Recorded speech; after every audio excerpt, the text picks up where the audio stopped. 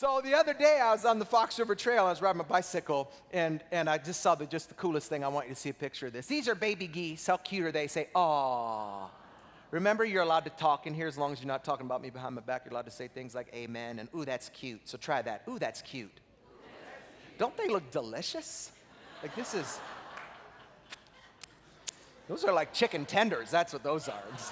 I was driving by, and this is the little furry little afro. It looks like they stuck their beak in a socket, and it looks so soft. You want to pick them up and just hold them and just, oh, I love this. You see the Bugs Bunny? I want to hug them and squeeze them and call him George. And so I was riding by, and I had to stop. So I stopped, turned around, came back, and I was going to take, just going to take a picture. That's all I was going to do. But look at the one on the right. That's the mama. Look at her feathers. Y'all, I thought she was going to kill me where I stood.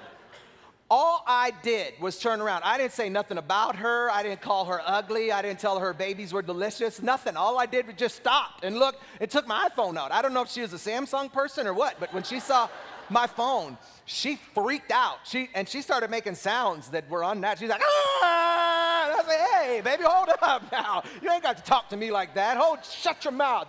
Got kids around here. You ain't got to be cussing." I mean, I don't speak goose or nothing, but the tone, she didn't need to talk to me in that tone at all. I wasn't trying to do nothing other than tell her that her babies were beautiful. This is the sheep and the shepherd. This is like if something came to mess with the sheep, the shepherd, he got his feathers all ruffled out, and he got angry, and he went at that, because in that day, the sheep and the shepherd, they had a special relationship, so that in Matthew 9:35, we read this: "Then Jesus went about all the cities and the villages, teaching in their synagogues, preaching the gospel of the kingdom, and healing every sickness and every disease among the people.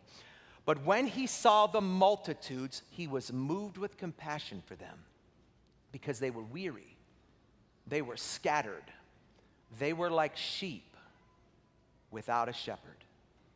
When Jesus looked on the masses, he was moved with compassion. What he was doing was putting himself in their position.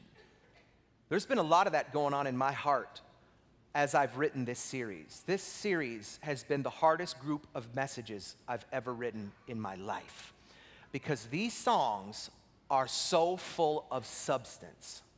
They are for the people and by the people. And as I've listened to the songs, and as I've worked through the background of them and read the lyrics, there have been so many times these past few weeks where I've been overwhelmed with emotion.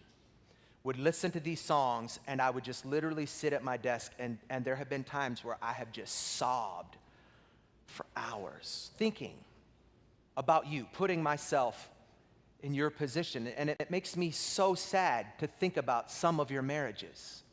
So sad to think about some of your relationship with your kids, with your parents, with a sibling. It legitimately makes me so sad, the thought that some of you are struggling financially, to think that some of you think that you're damaged. It makes me sad, that you're hurting, that you're fighting with each other. That makes God sad. Like, God never intended for you to fight with each other. He never intended for you to be hurt. He never intended for you to be sad. And so today, I'm so sorry that you're broken. I'm so sorry that today is a hard day for some moms and for some kids. I'm so sorry that you're sick, and I can honestly say that, like a dad, I wish that I could be sick instead of you, because some of you are sick, but you don't feel like there's any hope. I can be sick and know that there's hope. I wish that I could be sick for you. I'm sorry that you're confused. I'm sorry that some of you are struggling with your identity.